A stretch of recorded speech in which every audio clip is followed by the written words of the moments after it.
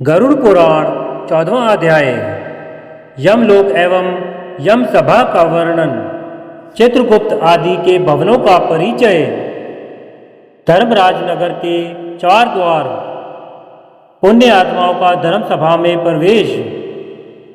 गरुड़ जी ने कहा, हे दयानिधे, यमलोक कितना बड़ा है, कैसा है, किसके द्वारा बनाया हुआ है, वहाँ की सभा कैसी है और उस सभा में धर्मराज किनके साथ बैठते हैं। हे प्रभु, जिन धर्मों का आचरण करने के कारण धार्मिक पुरुष जिन धर्म मार्गों से धर्मराज के भवन में जाते हैं, उन धर्मों तथा मार्गों के विषय में आप मुझे बतलाइए। श्री भगवान ने कहा, हे गरुड़, धर्मराज का जो नगर नारद आदि मुनियों के लिए भी अगम्य है, उसके विषय में बतलाता हूँ, सुनो। उस दिव्य धर्म नगर को महापुण्य से ही प्राप्त किया जा सकता है। दक्षिण दिशा और नेतृत्य कोण के मध्य में वैवस्वत यम का जो नगर है, वह संपूर्ण नगर वज्र का बना हुआ है, दिव्य है और असुरों तथा देवताओं से अभेद है।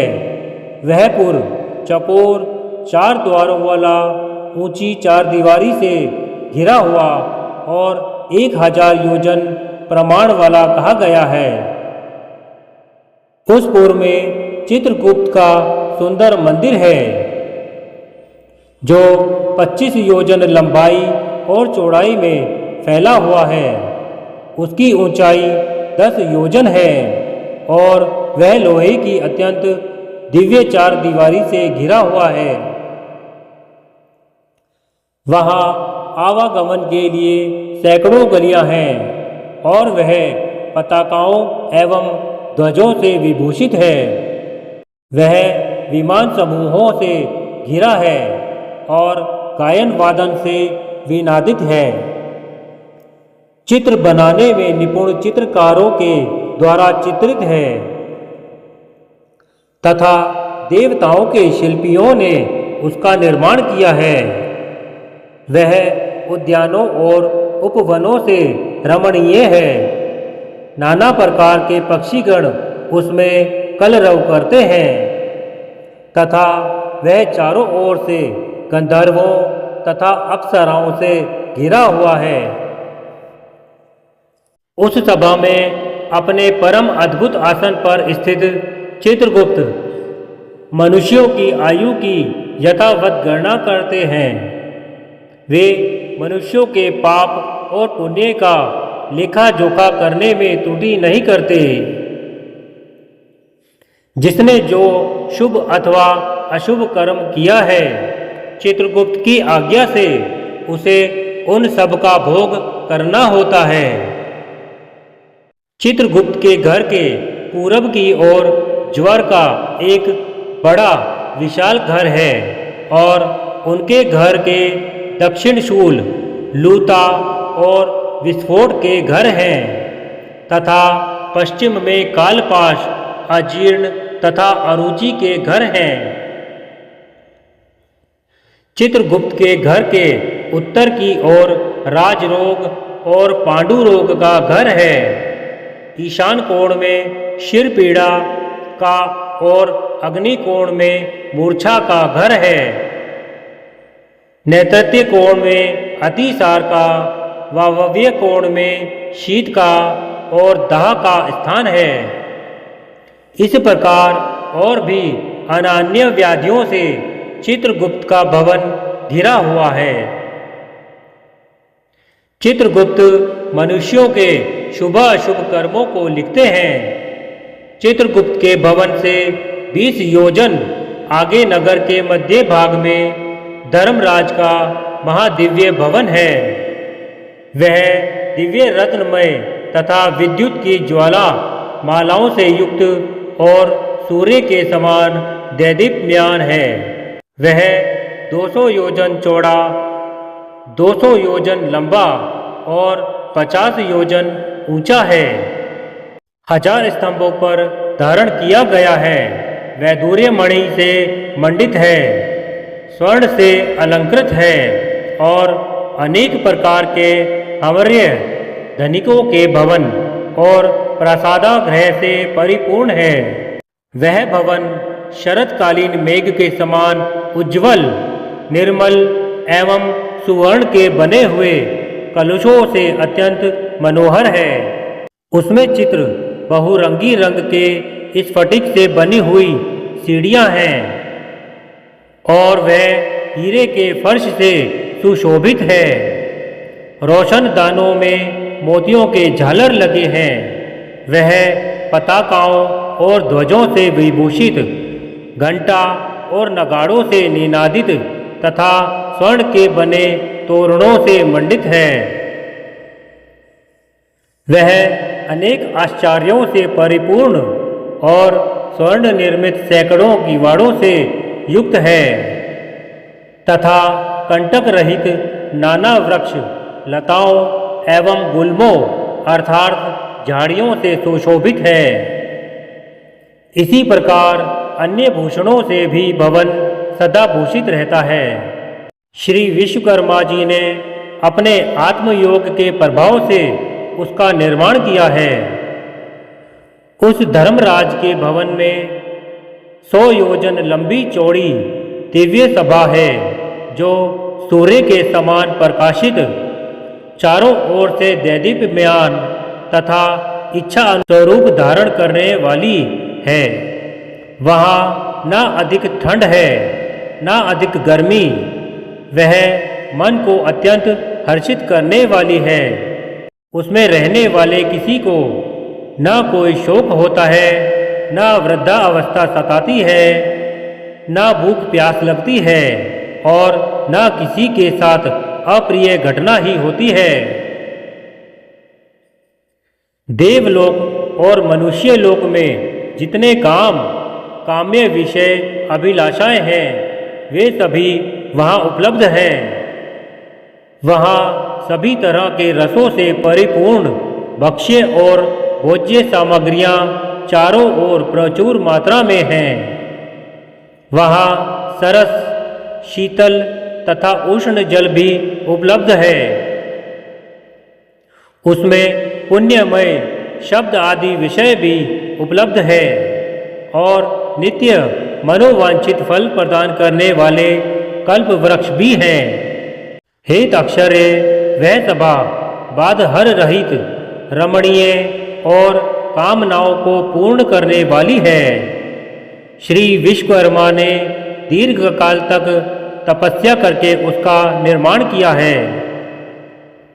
उसमें कठोर तपस्या करने वाले सुव्रती, सत्यवादी, शांत, सन्यासी, सिद्ध एवं पवित्र कर्म करके शुद्ध हुए पुरुष जाते हैं। उन सभी की देह तेजोमय होती है। वे आभूषणों से अलंकृत तथा निर्मल वस्त्रों से युक्त होते हैं तथा अपने किए हुए पुण्य कर्मों के कारण वहाँ विभूषित होकर विराजमान रहते हैं। 10 योजन विस्तीर्ण और सभी प्रकार के रत्नों से सुशोभित उस सभा में अनुपम एवं उत्तम आसन पर धर्मराज विद्यमान रहते हैं। वे सत्पुरुषों में श्रेष्ठ हैं और उनके मस्तक पर छत्र सुशोभित है। कानों में कुंडलों से अलंकृत वे श्रीमान महामुकुट से सुशोभित हैं। वे सभी प्रकार के अलंकारों से समन्वित तथा नीलमेघ के समान कांति वाले हैं। हाथ में चमर धारण की हुई अप्सराएं उन्हें पंखा झलती रहती हैं। गंधर्वों के समूह तथा अप्सराओं का संग गायन, वादन और नृत्य आदि द्वारा सभी ओर से उनकी सेवा करते हैं। हाथ में पाश लिए हुए मृत्यु और बलवान काल तथा विचित्र आकृति वाले चित्रगुप्त एवं कृतांत के द्वारा वे सेवित हैं। हाथों में पाश और दंड धारण करने वाले, उग्र स्वभाव वाले, आज्ञा के अधीन आचरण करने वाले तथा अपने समान बल वाले नाना दूतों से वे धर्मराज घिरे रहते हैं। हे खग, अग्निश्वात, सोमप, ऊष्मप, स्वधावान, बहिर्षद, मूर्तिमान तथा अमूर्तिमान जो पितर हैं एवं अर्यमा आदि जो पितृगण हैं और जो अन्य मूर्तिमान पितर हैं, वे सब मुनियों के साथ धर्मराज की उपासना करते हैं। अत्रि, वशिष्ठ, पुलह, तक्ष, क्रतु, अंगिरा, जमदग्नि नंदन, परशुराम, भर्गु, पुलस्त्य, अगस्त्य, नारद ये तथा अन्य बहुत से पितृराज धर्मराज के सभासद हैं, जिनके नामों और कर्मों की गणना नहीं की जा सकती। ये धर्मशास्त्रों की व्याख्या करके यथावत निर्णय देते हैं। ब्रह्मा की आज्ञा के अनुसार वे सब धर्मराज की सेवा करते हैं। उस सभा में सूर्य वंश के तथा चंद्र वंश के अन्य बहुत से धर्मात्मा राजा धर्मराज की सेवा करते हैं। मनु, दिलीप, मनधाता, सगर, भगीरथ, अम्बरीश, अनर्ण्य, मुचुंगुंद, निमि, पृथु, ययाति, नहुष, पुरु, दुष्यंत, शिवी, नल, भरत, शांतनु, पांडु तथा सहस्त्रार्जुन ये यशस्वी पुण्य आत्मा राजऋषि और बहुत से प्रख्यात राजा बहुत से अश्वमेघ यज्ञों का अनुष्ठान करने के फलस्वरूप धर्मराज के सभासद हुए हैं। धर्मराज की सभा में धर्म की ही प्रवृत्ति होती है। ना वहाँ पक्षपात है, ना झूठ बोला जाता है और न किसी का किसी के प्रति मात्सर्य भाव रहता है। सभी सभासद शास्त्रविद और सभी धर्मपरायण हैं। वे सदा उस सभा में वैवस्वत यम की उपासना करते हैं। हे ताक्षर्य, महात्मा धर्मराज की वह सभा इस प्रकार की है। जो पापात्मा पुरुष दक्षिण द्वार से वहाँ जाते हैं वे उस सभा को नहीं देख पाते। धर्मराज के पुर में जाने के लिए 4 मार्ग हैं। पापियों के गमन के लिए जो मार्ग है उसके विषय में मैंने तुमसे पहले ही कह दिया है। पूर्व आदि 3 मार्गों से जो धर्मराज मंदिर में जाते हैं वे सुकृति अर्थात पुण्य आत्मा होते हैं और अपने पुण्यों के बल से वहाँ जाते हैं। उनके विषय में सुनो। उन मार्गों में जो पहला पूर्व मार्ग है वह सभी प्रकार की सामग्रियों से समन्वित है और पारिजात वृक्ष की छाया से आच्छादित तथा रत्न मंडित है। वह मार्ग विमानों के समूह से संकीर्ण और हंसों की पंक्ति से सुशोभित है, विद्रुम के उद्यानों से व्याप्त है और अमृतमय जल से युक्त है। उस मार्ग से पुण्य आत्मा ब्रह्म ऋषि और अमलांतरात्मा राजऋषि, अप्सरागण, गंधर्व, विद्याधर, वासुकी आदि महान नाग जाते हैं। अन्य बहुत से देवताओं की आराधना करने वाले शिव जी की भक्ति निष्ठ, ग्रीष्म ऋतु में प्याऊ का दान करने वाले, माघ में आग सेकने के लिए लकड़ी देने वाले, वर्षा ऋतु में विरक्त संतों को दान मान आदि प्रदान करके उन्हें विश्राम कराने वाले, दुखी मनुष्य को अमृतमय वचनों से आश्वस्त करने वाले और आश्रय देने वाले, सत्य और धर्म में रहने वाले, क्रोध और लोभ से रहित, माता पिता में भक्ति रखने वाले, गुरु की शुश्रूषा में लगे रहने वाले, भूमि दान देने वाले, गृह दान देने वाले, गौ दान देने वाले, विद्या प्रदान करने वाले, पुराण के वक्ता, श्रोता और पुराणों के पारायण करने वाले, ये सभी तथा अन्य पुण्य आत्मा भी पूर्व द्वार से धर्मराज के नगर में प्रवेश करते हैं। वे सब सुशील और शुद्ध बुद्धि वाले धर्मराज की सभा में जाते हैं।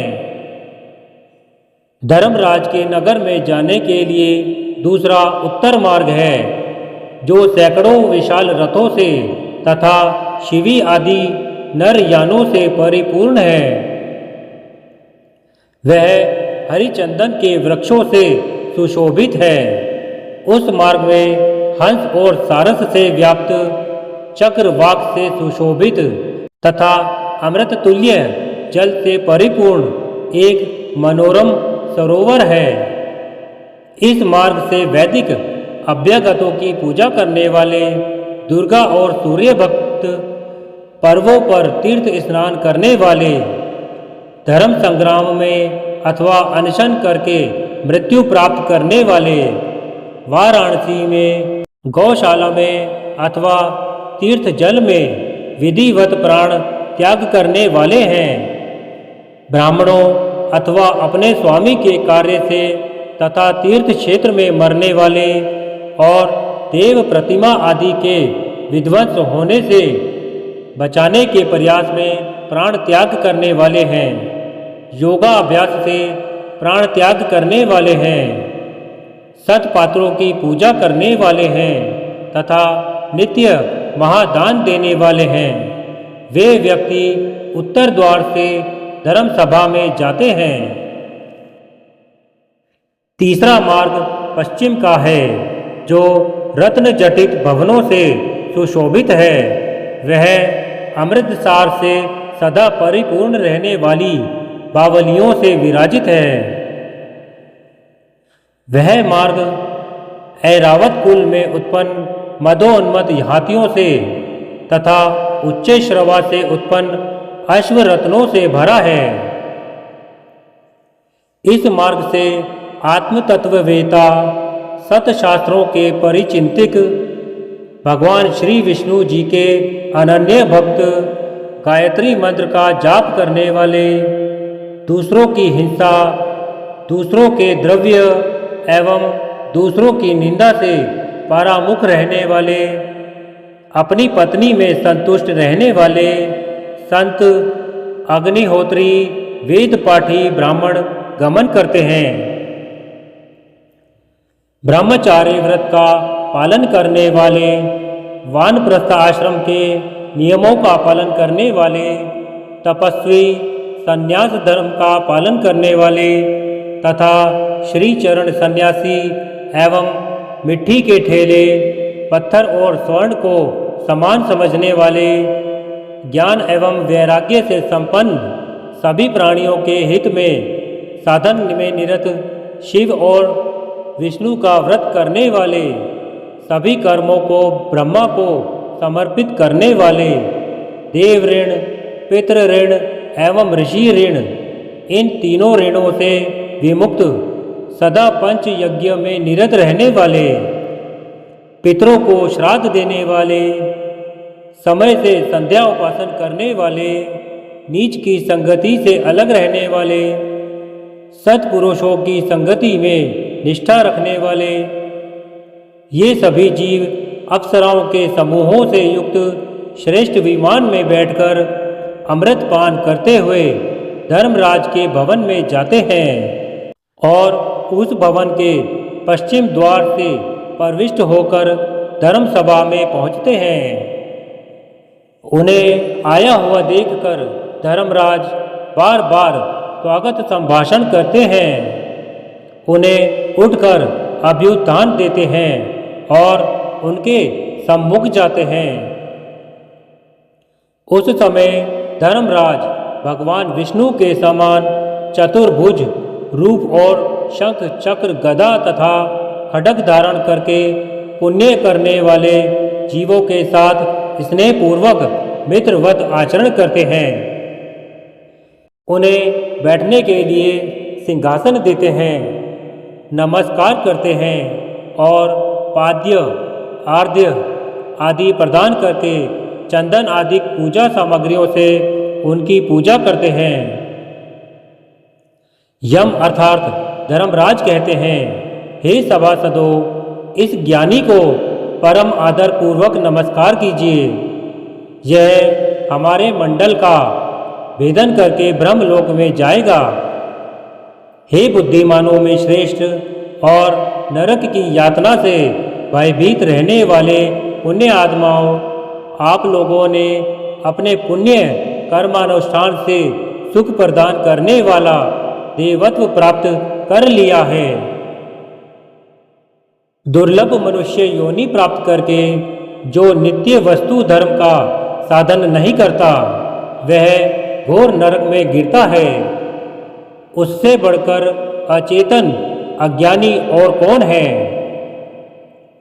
अस्थिर शरीर से और अस्थिर धन आदि से कोई एक बुद्धिमान मनुष्य ही स्थिर धर्म का संचयन करता है। इसीलिए सभी प्रकार के प्रयत्नों को करके धर्म का संचय करना चाहिए।